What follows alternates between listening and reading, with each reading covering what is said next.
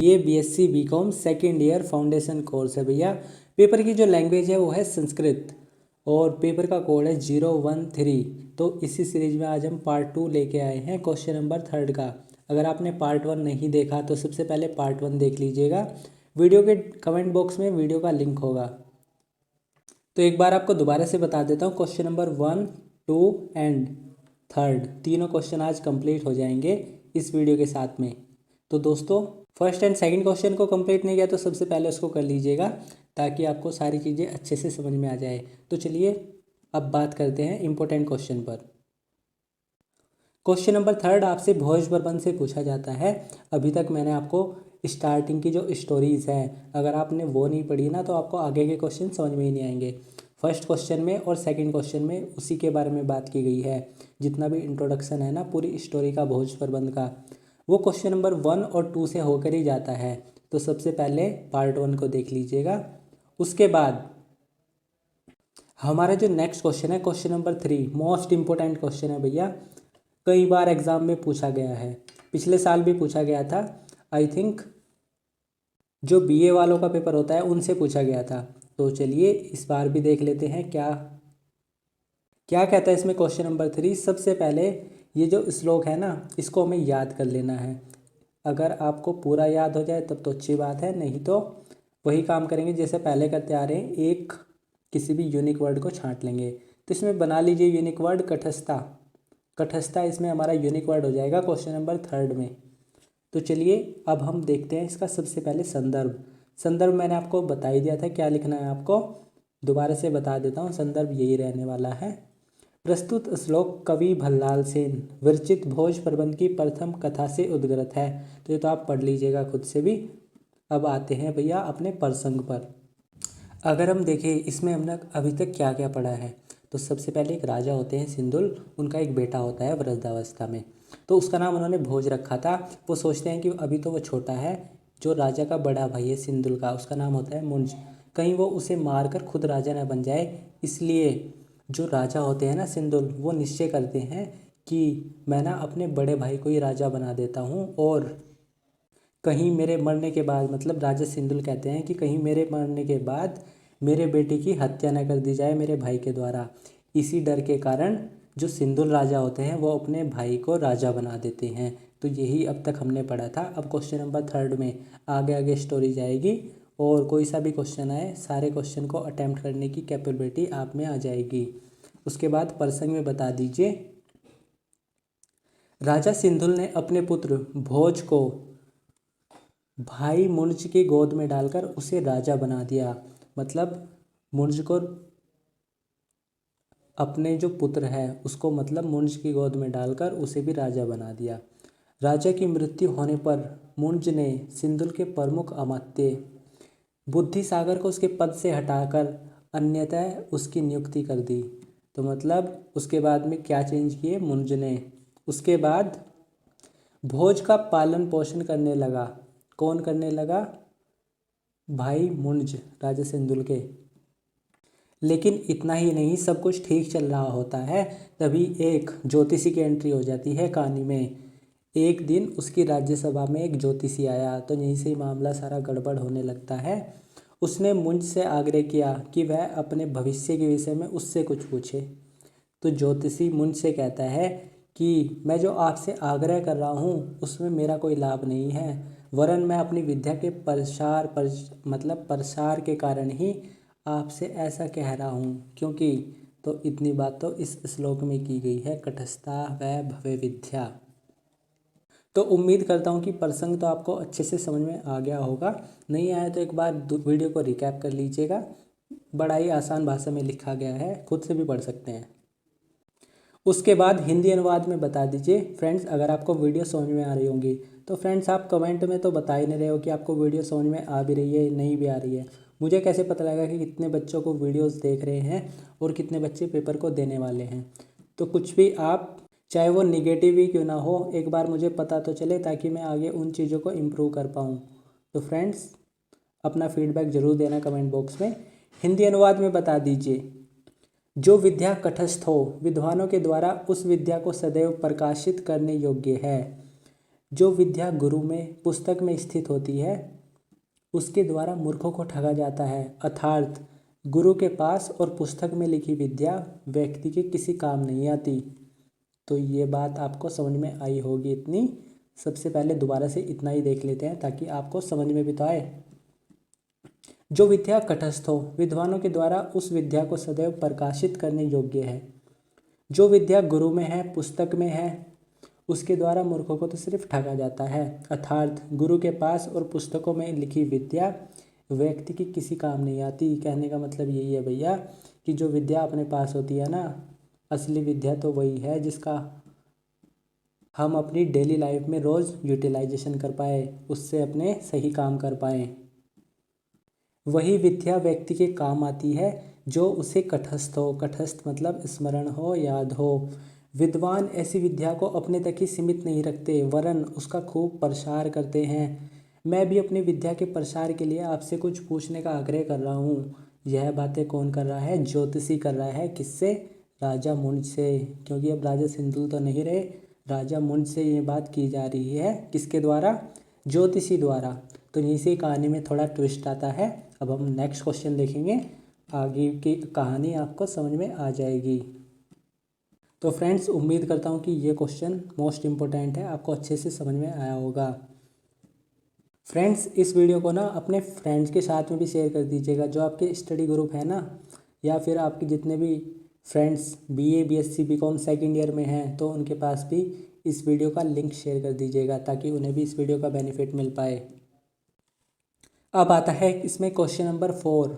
इसको भी आप ऐसे ही याद कर सकते हैं, मातेव रक्षति, या फिर लास्ट का याद कर लीजिए, कल्पतेव विद्या। तो मतलब कुछ भी आप यूनिक वर्ड छांट कर याद कर सकते हैं अगर आपको पहचान करनी है इस श्लोक की। तो चलिए, वो तो आप याद भी कर लेंगे। अब आते हैं इसमें आगे। अभी तक हमने कहानी में देखा ज्योतिषी आ जाता है। अब ज्योतिषी क्या काम करता है? राजा को अपने जाल में फंसा लिया होता है। वही अब हम प्रसंग में पढ़ेंगे इसके। ज्योतिषी के आग्रह करने पर राजा मुंज ने उसे अपने अतीत के विषय में कुछ पूछा। तो चलिए, अब राजा पूछने लगे हैं कि मेरे बताओ कि मेरे अतीत में क्या हुआ है। तो ज्योतिषी ने सब कुछ सही सही वर्णन कर दिया। इससे मुंज बहुत प्रभावित हुआ और ज्योतिषी के चरणों में गिरकर उसे सिंहासन पर बैठाकर उसका बहुत सत्कार करने लगा। तो चलिए देख लीजिए अब आगे क्या होता है। तब मुंज उसकी विद्या की प्रशंसा करता हुआ विद्या के महत्व पर प्रकाश डालते हुए इस प्रकार कहता है। तो इतनी सी बात बेसिकली हमें इस श्लोक में बता देनी है। अगर आपको कुछ भी समझ में नहीं आया तो दोबारा से बता देता हूँ। बेसिकली अभी तक क्या होता है, ज्योतिषी उससे कहता है कि राजा से कि आप मुझसे कुछ भी पूछिए। तो राजा पूछ लेता है कि मेरे अतीत के बारे में बताओ। तो मतलब जो ज्योतिषी होता है वो एकदम सच सच बता देता है। इससे राजा बहुत प्रसन्न हो जाता है। इतनी सी बात आपको प्रसंग में बतानी है। अब बता दीजिए इसका हिंदी अर्थ। अब इसमें हिंदी अर्थ में आपको लिखना है, विद्या माता के समान रक्षा करती है, पिता के समान हित में लगाती है। प्रियतमा, प्रियतमा को आप जानते होंगे कौन है। प्रियतमा के समान कष्टों को दूर कर आनंद प्रदान करती है। उसके बाद और दीक्षाओं में निर्मल यश फैलाती है, लक्ष्मी का विस्तार करती है। इस प्रकार यह विद्या कल्पलता के समान क्या क्या नहीं साधती। अर्थात विद्या व्यक्ति का सब प्रकार से कल्याण करती है। तो इस अनुवाद में क्या बताया गया है, अगर हम बात करें तो विद्या की इम्पोर्टेंस के बारे में बताया गया है।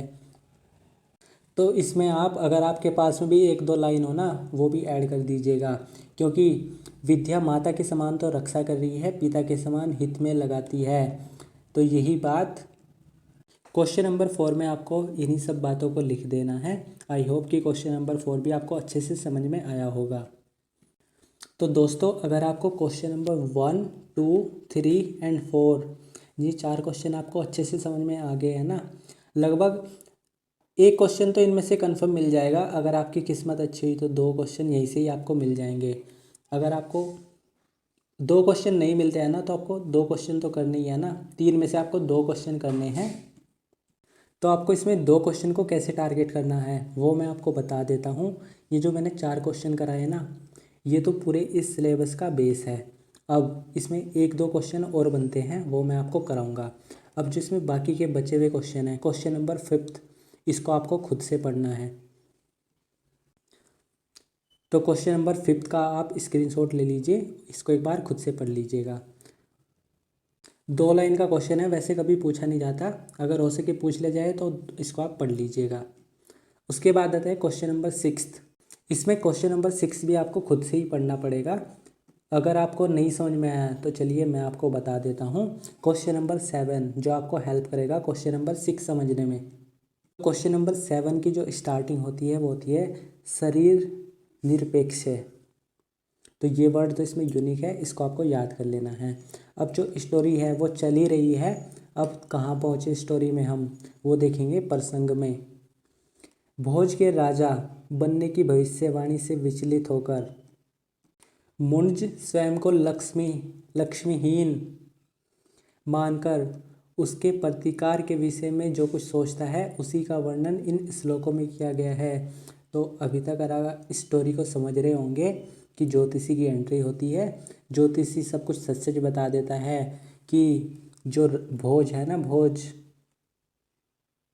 जो किसका बेटा है, राजा सिंधुल का बेटा है, उसकी भविष्यवाणी कर देते हैं कि राजा तो भोज ही बनेगा।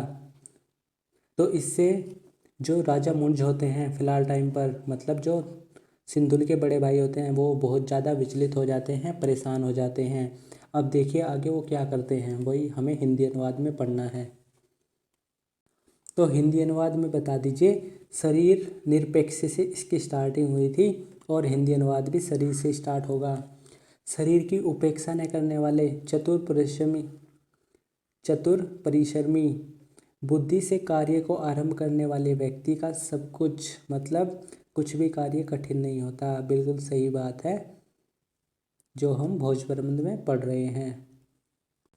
अर्थात जो व्यक्ति अपने शरीर का पूरा ध्यान रखता है, चतुर परिश्रमी होने के साथ साथ बुद्धि से काम लेता है, उसके सभी कार्य सरलता से पूरे होते हैं और ऐसा कोई भी कार्य नहीं है जो उसके लिए असंभव हो। तो बहुत ही अच्छी बात लिखी है, इस बात को तो आप भी फॉलो कर सकते हैं। दोबारा से पढ़ लेते हैं। अर्थात जो व्यक्ति अपने शरीर का पूरा ध्यान रखता है, चतुर परिश्रमी होने के साथ साथ बुद्धि से काम लेता है, उसके सभी कार्य सरलता से पूरे हो जाते हैं। ऐसा कोई भी कार्य नहीं है जो उसके लिए असंभव न हो, मतलब उसके लिए सारे कार्य इजी हैं। उसके बाद थोड़ी सी इसमें बात और बता देनी है। ईर्ष्या से मारे गए चोट खाए कर्ता के द्वारा ही प्रथम उपाय शाम को उपाय बोला जाता है। परिश्रमों के द्वारा भी मित्रों से और मंत्रियों से भी संपत्ति ग्रहण की जा सकती है। तो ये बात आपको याद करनी पड़ेगी इसमें। उसके बाद बता दीजिए एक लाइन और, अर्थात लक्ष्मी विहीन होने के कारण ईर्ष्या से चोट खाया व्यक्ति परिश्रम करके मित्रों से अथवा मंत्रियों से किसी भी प्रकार संपत्ति का अर्जन करता है। तो ये बात आपको इसमें याद कर लेनी है। तो फ्रेंड्स इस तरीके से आपका ये जो भोज प्रबंध की स्टोरी है, मैंने कोशिश की है कि वो आपको अच्छे से समझ में आई होगी। तो दोस्तों अभी इसमें आपको एक काम और करना है। मैंने लास्ट ईयर एक वीडियो दी थी क्वेश्चन नंबर 3 पर ही, उसमें मैंने 1-2 श्लोक को और कराया था, आप उसको देख लीजिएगा। दोबारा रिपीट करूँगा तो एक ही बात हो जाएगी। उस वीडियो को आप कंप्लीट भी देख लीजिएगा। और अभी आपको एक काम और करना है, इन क्वेश्चंस की प्रैक्टिस ना लिख कर करना, क्योंकि आपके मात्राओं के नंबर भी तो कटते हैं। अगर आपको चाहिए 10 आउट ऑफ 10 एक क्वेश्चन से, तो इनके लिखने की प्रैक्टिस कर लीजिएगा। और स्टोरी मैंने आपको बता ही दी है, और एक पार्ट और लेके आऊँगा मैं इस पर, जिसमें मैं आपको फाइनल टच कराऊँगा। क्वेश्चन नंबर 1, 2 एंड 3 को कंबाइन देखेंगे, और 1-2 क्वेश्चन और जो इम्पोर्टेंट है ना, वो मैं इसके फाइनल टच वीडियो में करा दूँगा। तो उस वीडियो को भी आप देख लीजिएगा। और उसके बाद में आपका क्वेश्चन नंबर 1, 2, 3 60 मार्क्स यहाँ से अगर आपके कंफर्म हो जाते हैं तो आगे के 40 मार्क्स तो आप बिना पढ़े भी लेके आ सकते हैं इसमें।